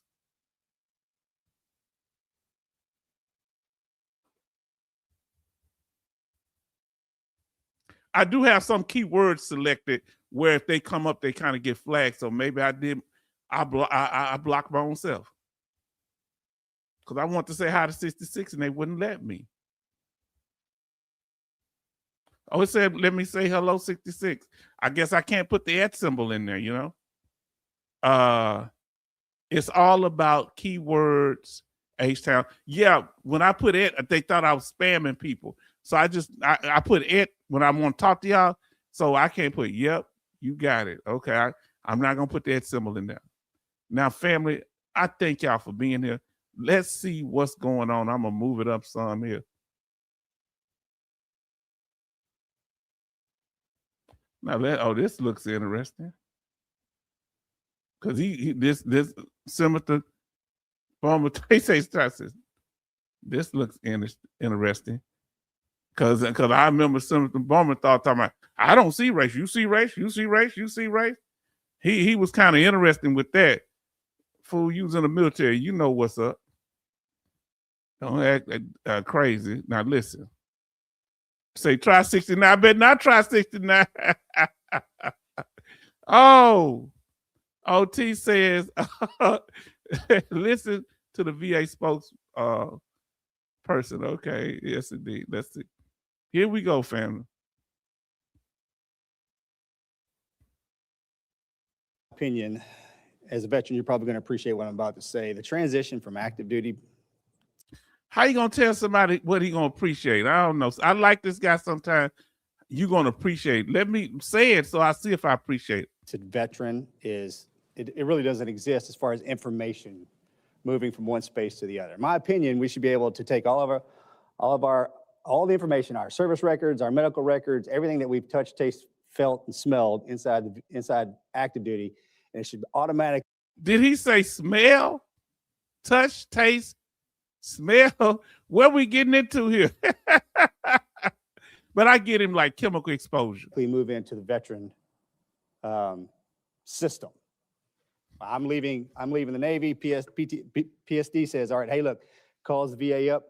Morgan's inbound. We're going to drag the system. We're going to drag all the information. It lands inside the VA. The VA says, I've got him. He's good to go. And everything is actioned. When I say it's the older dude from the VA, Vietnam veteran of America. Okay. I'm dealing with VSOs that touch the homeless. Is this guy got a question or is he just filibustering? Come on, get to your question. Smell, yes. Burning flesh. Oh, never leaves you. Trust me, that's my trigger. I don't like any type of burnt food, flesh. It drives me crazy. I can't do it. I can't do it. Navy dudes always bring up crazy stuff, but y'all good to talk to. He's Navy. Mr. Lowenthal, Senator Lowenthal. It's the later one. What time later? Let me know. Is it after 6? I might have to do it later on. The homeless population don't have all their information. They either lost or wherever that goes. Yeah, you talking to a black dude though. The homeless population, I'm glad you bring it up, but you don't have the homeless in front of you. Why you dodging around the black dude? He has a black organization. Let's talk about it. Hello, fam. I think H-Town has blocked me. I don't get my notification. I didn't block you, Jason. I'm sorry. I'm blocked. I'm blocked for making comment. Let me know if you did not get your notifications for this live stream. Let us know. And welcome Jason to the house. Because Betty Bob sometimes say she don't get it. Say it's not about color. Yeah, but it's not about color until it is. So basically, if you're talking to a black veteran, I ain't talking about colors, we're talking about our ethnic group. Just like you talked about Native Americans, you're talking about a certain group. So if you talk about them, you're not going to ask them about something else. So if you talk to Native Americans about what's important to them, if you're talking to Black American veterans, descendants of slaves, you got to talk about stuff that's important to us. So it just so happened the color thing is in there, but we're talking about our ethnic group.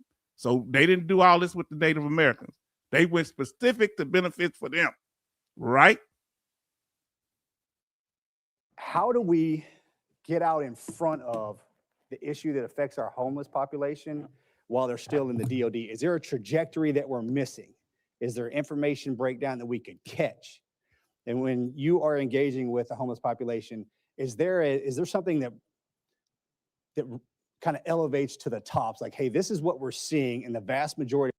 Oh, no, ain't no qualms. No problem at all. No problem at all. I just speak on OT, you good.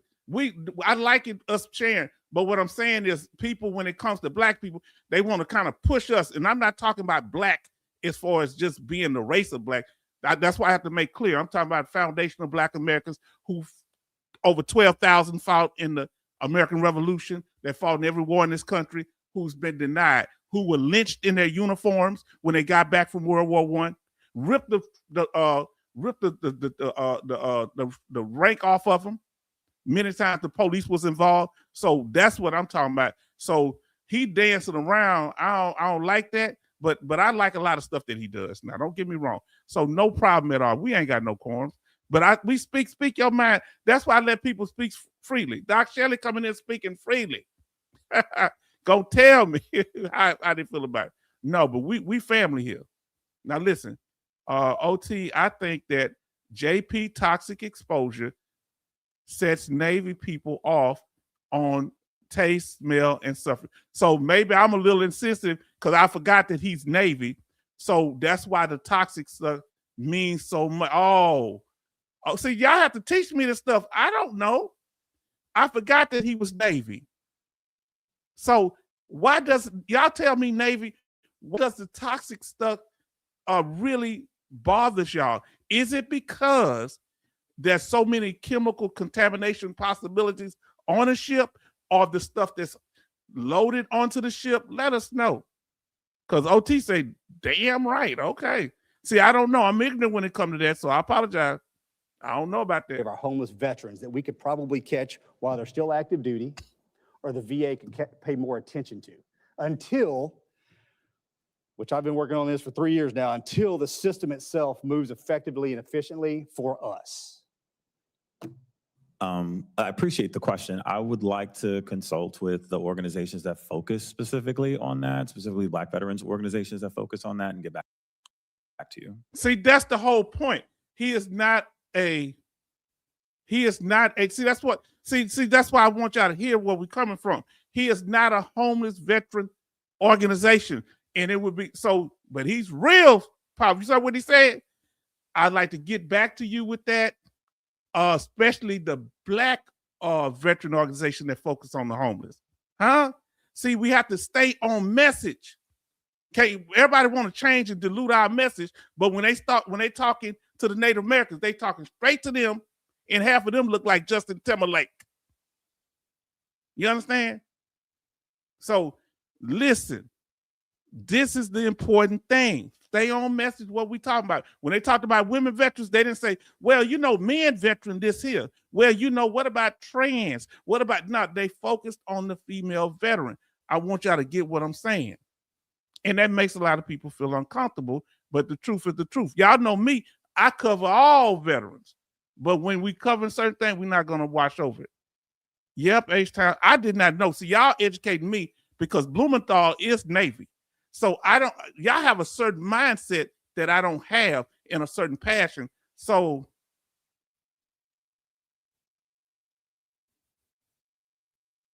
let's see. I don't know what that means, OT.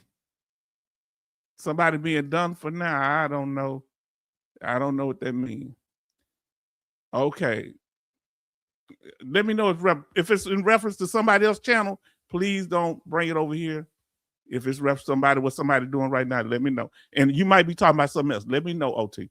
Now, yep, H-Town, the whole ship is toxic. Asbestos, VOC, and more. That's what Charleston said. Were anybody here exposed to asbestos or any other chemicals on the ship? Let us know.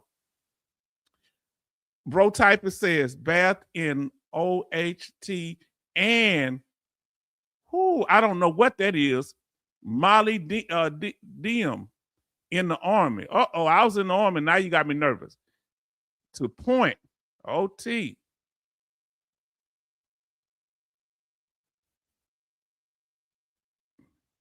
Now listen, boy, y'all are getting H-Town. I stalk you. I always watch you without notifications. I'm going by both toxic and my entire family, or both sides, are veterans, and Black and elder veterans and female veterans treated bad. So we got to make sure we get the message out, family. But everybody's still entitled to opinion. So I don't want you to not express yourself, but I'm gonna express myself too. We don't do that here. We don't shut people down. Doc Shelley tell me in a minute, what is all this here Black history stuff? What about white history? And I explain it. You can cover that in Irish, because there's no culture called white. They're either Irish, Italian, they're either Russian. So express your Russian history. I shut all that down because when I talk about Black, I ain't talking about black people just because of the color. I'm talking about my culture. And we just, unfortunately, use the term, so descendant of freedmen, those that come from the United States, because I am an American. Oh, boy. Now, listen, okay. LOL, Betty is stalking if, everybody run up out of here. Okay. Let's see. If the VA goes missing, let all look at Betty. LOL. If H-Town go missing, what happened? Are y'all going to put a missing person out? And please don't target my sister Betty Bops, because she wouldn't do anything to have H-Town become missing. Now listen, here's my ship was from the 60s. Wow, y'all had old ships? Look like the internet's messing up because y'all popping back in here when it's served. Yes, H-Town, yes, ships are horrible. Are the subs just as bad? I don't know who served on a submarine. Are they just as bad? Because I deal with Black Veterans Empowerment with Sean Deadweiler. I don't know if you're familiar with that gentleman. So this is where he operates. And I've asked the same question to him. And I like how he came back. That's what I love about military. Numenthal came back. He mentioned, I deal with Black veterans, but he had asked them that too. So I respect that Blumenthal clarified what he was saying, and I appreciate that. Now, that's what happens when you served in the military and you dealt with people from different backgrounds. Because some people that have never been around people, I got to be honest with you. Can I be honest with you? I wasn't really around too many people from different things. I had never been around nobody from Montana. Huh? I had never been around what do you call that? I want to say a Filipino person. I've been around a few Asian people like from Vietnam, but other than that, I hadn't been around a Puerto Rican. I called a Puerto Rican a Mexican. He said, I'm not a Mexican. I said, but you speak Spanish. You know how that conversation went. He educated me. No, just because we from different. I didn't know. I'm from Texas where there's a lot of Mexicans. So we get educated. Thank you. Man, y'all, we got to do something within the next March the 1st. We got to do something about chemical exposure on ships and in the Navy. Okay? That foam, that firefighter foam. Yes, indeed. J. Oliver says asbestos, lead, jet fuel, H hydrant, FFF foam, pyrotechnics, chemicals, and others. Oh, we got to cover this. We were supposed to do this 8 months ago. That was back in the 80s, OT said. Family, nothing but love here. Say, listen, OT said subs even worse. Oh, the submarines are even worse. You go in single, you come out double. Wow. So, wow, double fingers and everything. Listen to 66. We will put your picture. You gonna put me on the milk carton next to Ducky. He say if I go missing, he gonna put me. Y'all a mess, man. I don't listen. Betty Bops, she is not a person of interest if I go missing. My sister has been so kind. If she has a van door open and she has some candy and say, come here, H-Town, or she got some chicken or some ribs or some barbecue, she say, come here. I'm going to get the ribs because that's my sister, right? I'm going to get on in the van. Y'all out of control, 66. You're going to have to put me on the milk carton next to Dougie. He's not popular right now. Oh, tell me what ship you was on that was full of chemicals. I was on the USS Kitty Hawk. Did they have chemicals on the destroyer, the John F. Kennedy? Let us know. Never called a Korean a Japanese. Never called a Korean a Japanese. I'm learning, family. I'm learning. That's what I learned. Now listen, Protypist said, I would never join the Navy. My brother was on the USS Saginaw during the first Gulf War. I joined training with the Navy and the Marines, seeing the USS Kitty Hawk in Guam. Did you go on the USS Kitty Hawk? bro typers. Say, hey, Sister Betty Box. Yes, indeed. Yes, indeed. LOL. Man, y'all, if I come up missing, oh, look who in here. Coastie in here. We have our Coast Guard, another sailor in here. Are there any toxins, brother Coastie, on Coast Guard ships, helicopters, airplanes? Are there any toxic exposure issues? And I'm sure there are, but I want you to speak on it yourself, because we got the Senator Blumenthal speaking on it, and he's really coming with a different perspective. I got to be honest, family, he's right, because many of the homeless veterans are Black veterans too. So he's right on that. So, hey, yeah, so that is a hot topic, because many of the veterans are from rural, poor white areas, Black veterans and Hispanic veterans in my area, okay? Now listen, almost 40%, 35% of the people homeless are veterans. Do y'all have a strong veteran program where you at? Mr. Blumenthal, I apologize. You are definitely right. Veteran issues is something, especially when it's affecting Black veterans. But there are other issues too. I'm half Korean. That is true. Okay. Thank you for letting us know, bro typers. I didn't know that. Now listen, it's the asbestos on those ships was the worst. Couple of the VOCs and JP fuels. We're gonna have to cover we're gonna have to cover sailors and toxic exposure on the ships. If you would like us to do that, to cover sailors, whether it be in the Coast Guard or the Navy, and toxic exposure on the ship, put yes in the chat. If that's something you interested in coming up the 1st of March. Coastie, where have you been? You hit it high. That's just like a woman. We got 13 likes and 9 watching. We thank y'all for being so incredible. Now let's see. Then we have Bro Typer says no to Kitty Hawk Doc to do joint training, and a few days later they got orders to deploy. So you never got a chance to get on the ship itself. Okay. 13 likes and 9 watching. So Jason said, Bro Typer say, I was on the Kitty Hawk and always pulled into Guam. Guam was cool the first 2 times. After that, called as the damn Guam again. So it gets burnt out after a while. But you say it's a cool place. I like to go. Bro Typer say, I have no Japanese blood in my blood. I have no Japanese blood in my body. Okay. All right. Thank you.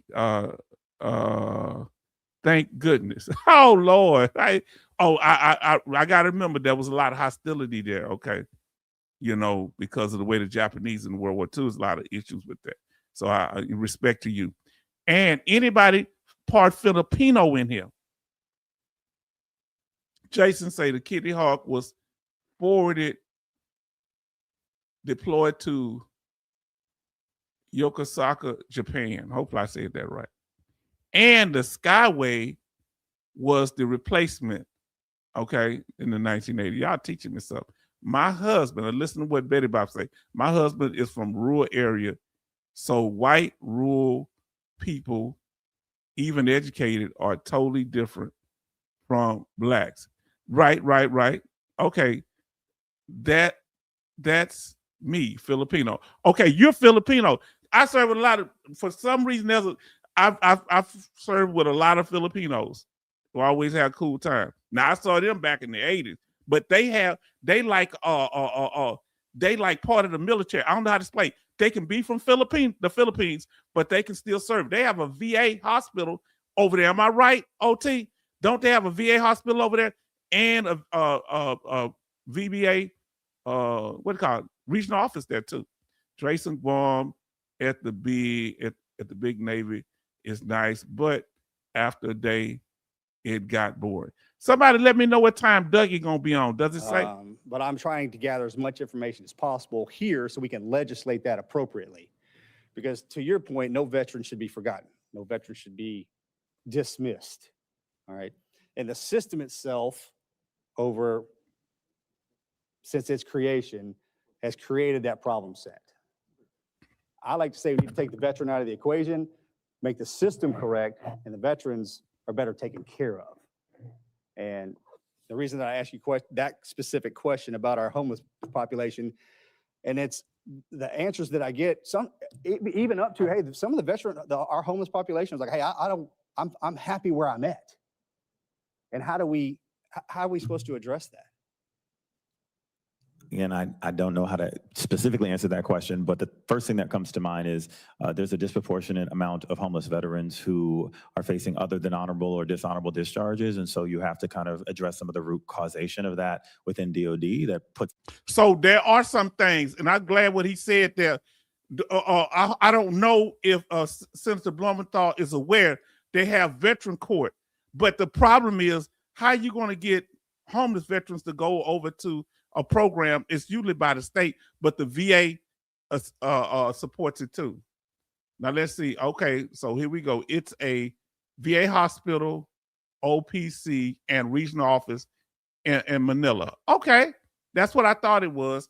Jal would say, when I was stationed in Busan, Korea, a fellow Air Force member was Japanese American. He was not allowed to go off base alone. Whoa. No. Hold on, Jay Oliver. You said he was Japanese American. What you mean? He was in the military with you. So how he couldn't go off if you could go off? I don't understand. That don't make sense to me. What do you mean if you because of what? I never heard that. That's new to me. So let me know, man. I didn't know what they can openly discriminate against people like that. I never knew that. He was an American citizen, right? He served, regardless, he was in the U.S. military. Wow. Oh boy, y'all got me. Man, I see that I've never been over there, so y'all teaching me something. Midnight is when Pastor Dougie will show up. Sneaky Dougie went AOL. So do me a favor, and if y'all find anything out, email it to me, please. That's what the Japanese army did to the Koreans people back then. Yeah, they was rough. Yeah. So, but listen, I want people to understand something. We went through stuff in this country, but it wasn't everybody doing that. You know what I'm saying? So I can't be mad at all white people on this earth. So there was other things. And so, but I can't speak for them. They got their experiences. I respect their experiences. Wow. I didn't know it was that deep, man. Korea disliked Japanese since World War II. I knew that, but I didn't know an American soldier could walk off. They say you can't come off the base. Man, that's deep. Because we saw, at least have some healing going on in our country. I'm not saying it's perfect, but man, that's still raw with them.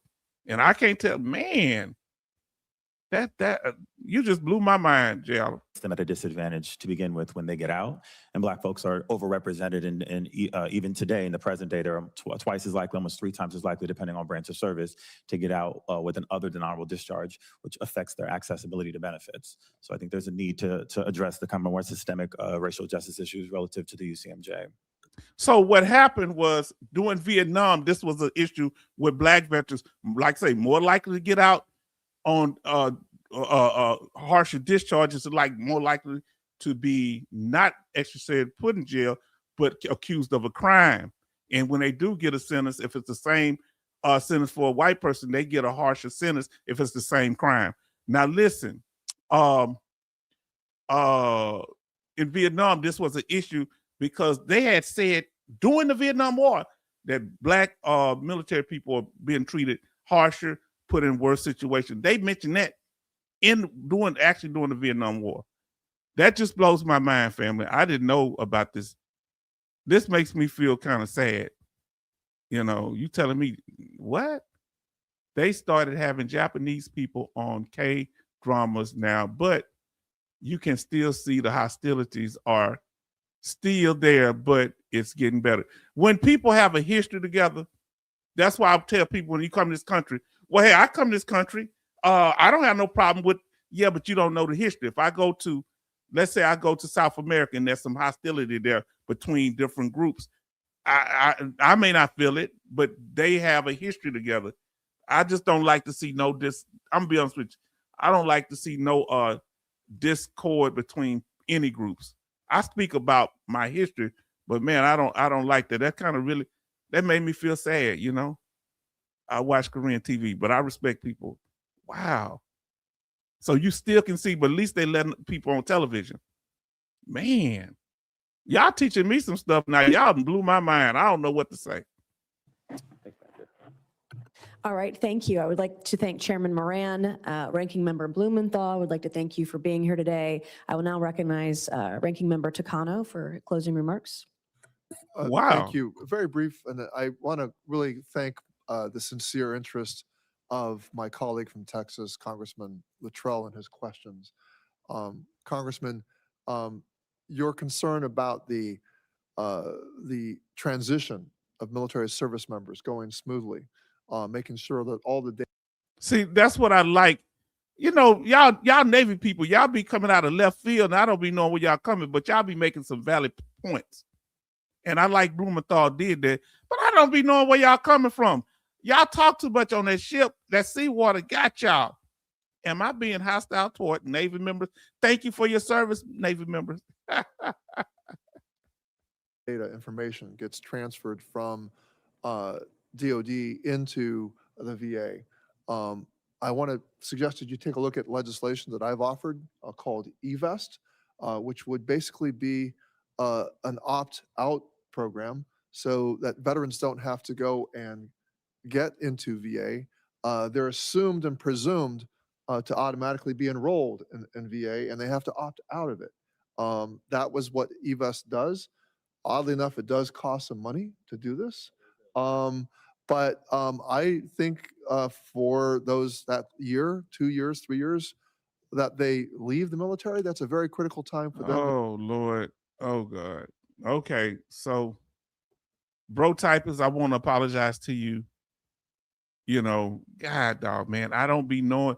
See, that's why I'm saying I want to apologize. I've used that term before, and I do apologize. The two words on the end, I'm not going to say it, but I'm seeing now that's a derogatory term. We used to use it for us, meaning if we had a baby overseas with some, you know, mainly Black American with somebody else, and we call them that, but that's not a good term, and I apologize, bro typist, because he's biracial. I didn't realize that, man.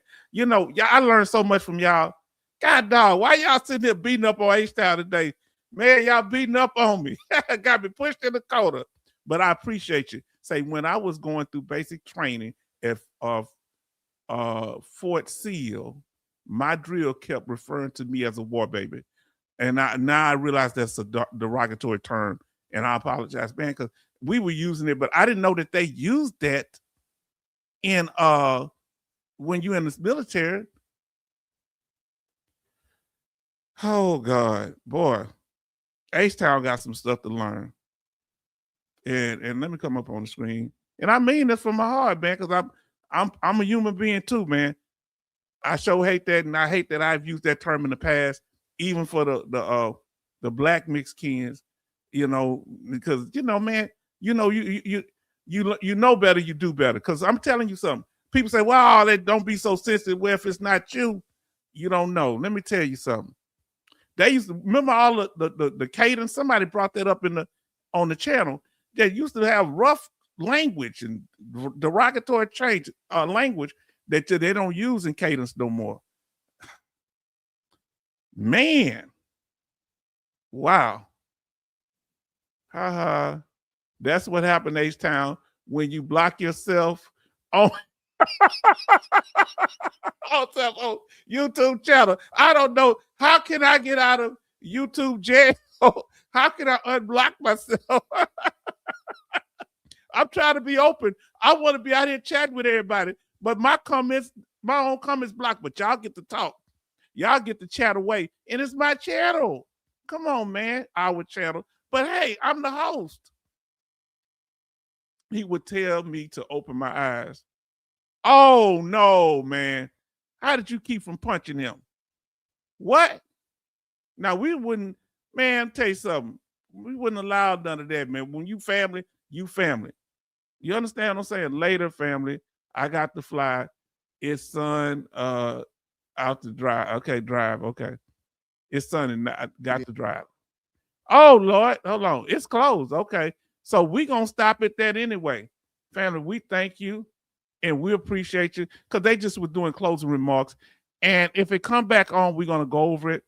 And family, thank you. I'm gonna name this thumbnail. So I appreciate. Let's say goodbye, everybody. Because I kind of pushed it to the front and it. Oh man, y'all got deep in here, man. God dog.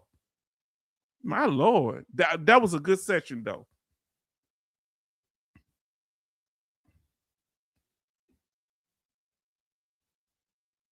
They'll come back after lunch. I'm gonna come back after lunch. I'm gonna go move around. I'm trying to see if I can get this tire on. Let's say goodbye, family. I really and family, I'm never meant to offend anybody. I speak my heart, but at the same time, I'm learning, man. I didn't know not to use that term. You know, I hadn't used that in long, years, but well, I don't know if years. I don't know when I've used it, but now I know not to use that because that's insensitive. Calling somebody a war, child or whatever, that's very insensitive. I thank you, man. God, dog. Boy, y'all hit me. I gotta eat. I gotta get something in my stomach. Candace calls would make commanders blush. Cadence calls, yeah. Watch the movie Officer and a Gentleman. Man, that was some real rough stuff that they was Cadence, right? Bye, H-Town family. Thank you. We're gonna see you. We'll be back later. If it comes on while I'm out and about, we'll still replay it. I'm gonna have that for later, okay?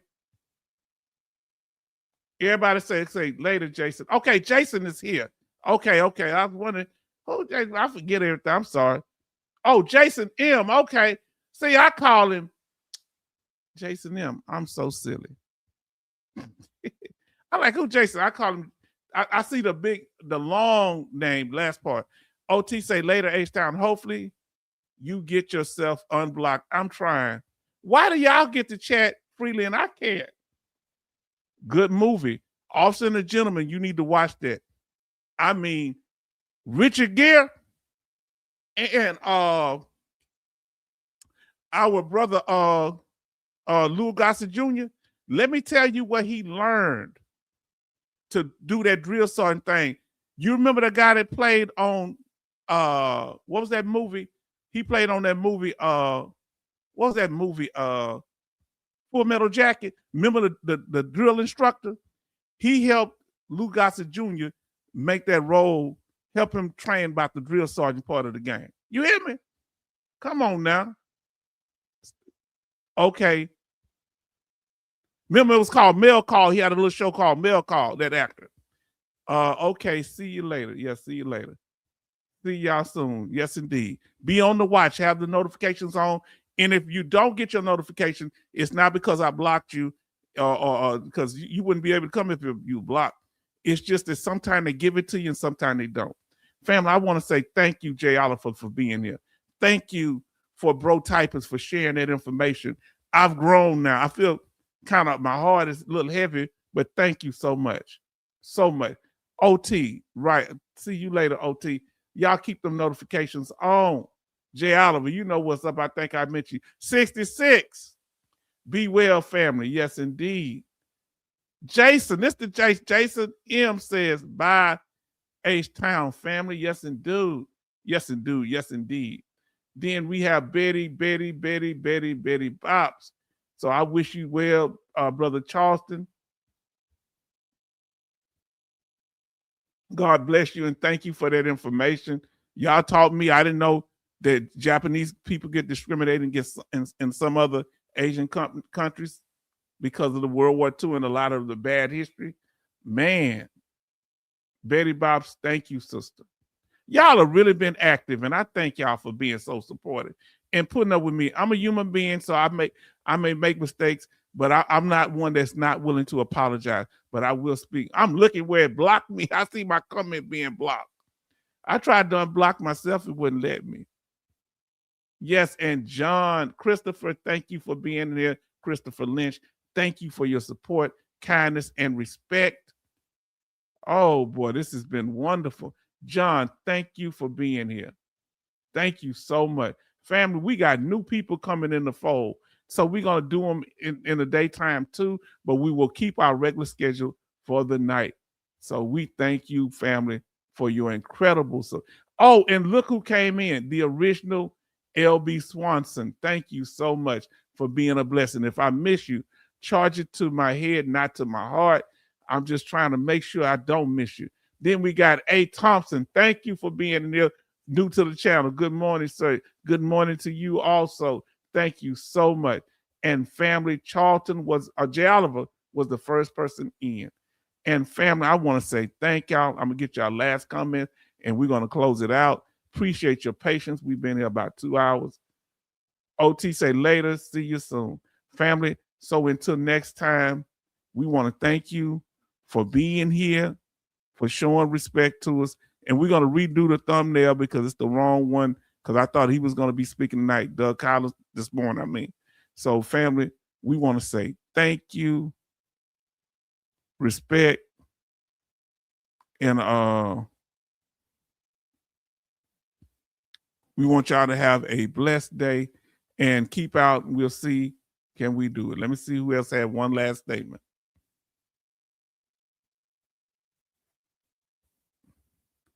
Betty Bob say, H-Town, thank you so much. Thank you, sister. Family, Betty Bob's so nice, I would have to get in the van with her. If I come up missing, put me at the top of the milk carton, because if they see Doug Collins' face first on the missing milk carton, they may not even get to my face. Good evening and good afternoon, and we'll see you soon. Keep those notifications on for the Doug Collins. Thank you. Thank you for joining us. For the new people coming to the channel, we want you to be welcome and much love.